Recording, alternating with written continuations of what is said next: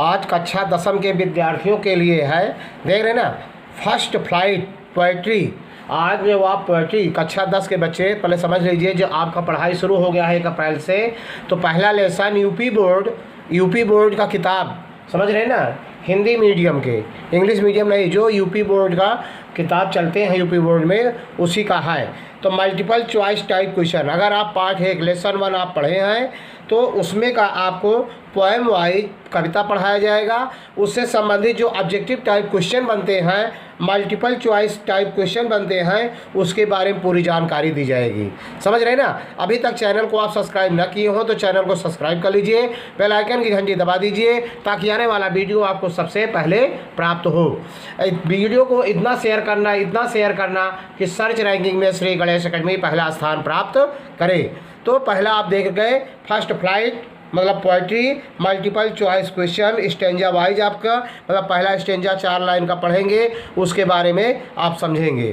तो पहला पार्ट का नाम क्या है डस्ट ऑफ स्नो, देख रहे ना, और इसके लेखक है रॉबर्ट फ्रॉस्ट, देख रहे ना। ये आपको पार्ट का नाम और लेखक का नाम जरूर याद होना चाहिए, समझ रहे ना।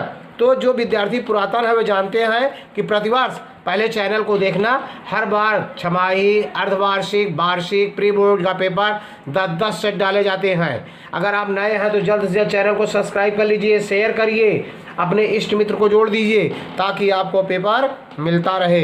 तो पहले स्टेंजा 4 लाइन देखिए क्या है, और यहाँ देखिए जो लाल से लिखा गया है, इसका मतलब है कि 2023 DH पेपर कोड है, फिर DM पेपर 2023 के DH पेपर, DL पेपर और DM पेपर कोड हैं। इन पेपर में इसको आप ढूंढोगे तो ये क्वेश्चन आपको मिल जाएगा, आप पूछा गया है, समझ गए ना।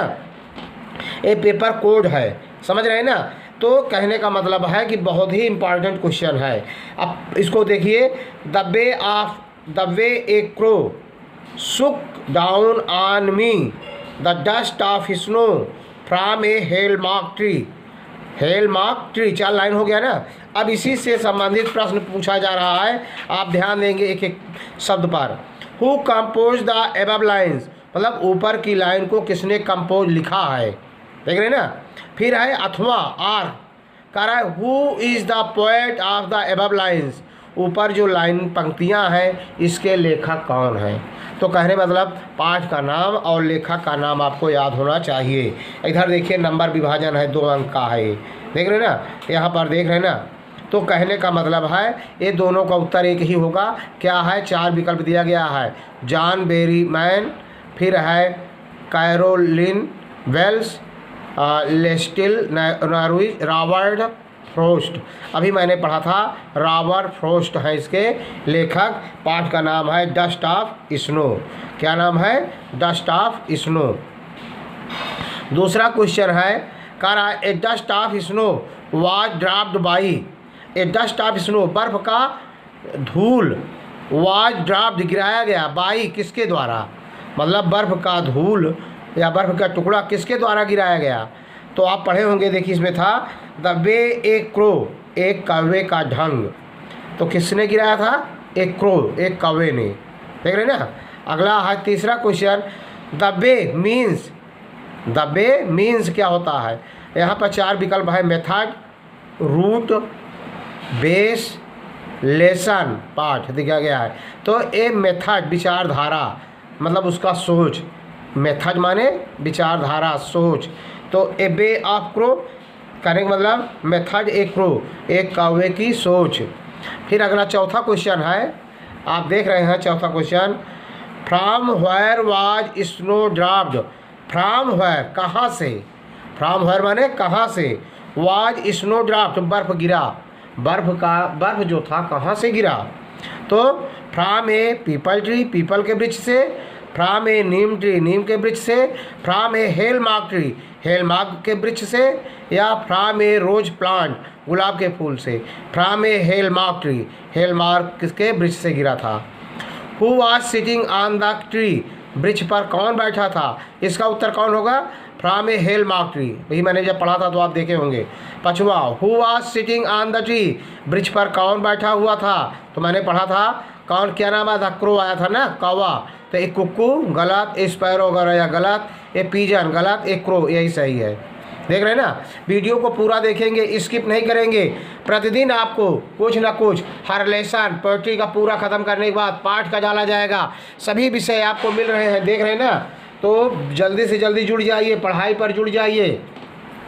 अगला है where was the poet standing, कवि कहाँ खड़ा था। तो आप तो देख रहे थे उसको, कहाँ खड़ा था, हेलमार्क ब्रिज के नीचे खड़े थे ना, अंडर ए हेलमार्क ट्री मतलब हेलमार्क ब्रिज के नीचे, अंडर ए बनियान ट्री बरगद के ब्रिज के नीचे, अंडर ए पीपल ट्री पीपल के ब्रिज के नीचे, अंडर ए नीम ट्री नीम के ब्रिज के नीचे, अंडर ए हेलमार्क ट्री, ये सही है। 7वां है, जो पाठ पढ़े होंगे उनको बिल्कुल अच्छी तरह से समझ में आता होगा, समझ रहे हैं ना, बिल्कुल।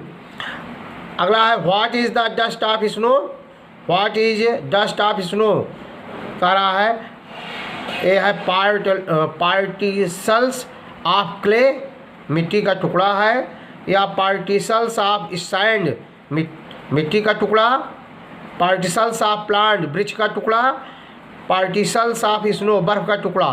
तो बर्फ़ का टुकड़ा गिरा था ना, पार्टिसल्स ऑफ स्नो। अब देख रहे हैं इस प्रकार से स्टैंजा 4 में 7 प्रकार के क्वेश्चन बने थे। अब स्टैंजा 2 देखिए, इसमें क्या है, has given my heart a change of mood and saved some part of the day I rued. देख रहे हैं ना। अब इन चारों पंक्तियों से संबंधित प्रश्न आप देखेंगे यहाँ पर देखिए क्या पूछा जा रहा है, who compose the above lines, ऊपर की पंक्तियों को किसने लिखा है। तो इसमें रॉबर्ट फ्रोस्ट वही नाम है। दूसरा, द पोएट वाज इन ए, मतलब कवि था किस मूड में, प्रेजेंट मूड प्रसन्नचित मुद्रा में था, प्लेफुल मूड खिलाड़ी के मूड में, खेल के मूड में था, या रफ मूड खराब मूड में था, सैड उदास के मूड में था। तो प्लेफुल मूड खेल के मूड में था। तीसरा है the word rued means, rued का शब्द का अर्थ हेल्ड रुकना, रिपेंटेड, एक्सेप्टेड, रिजेक्टेड।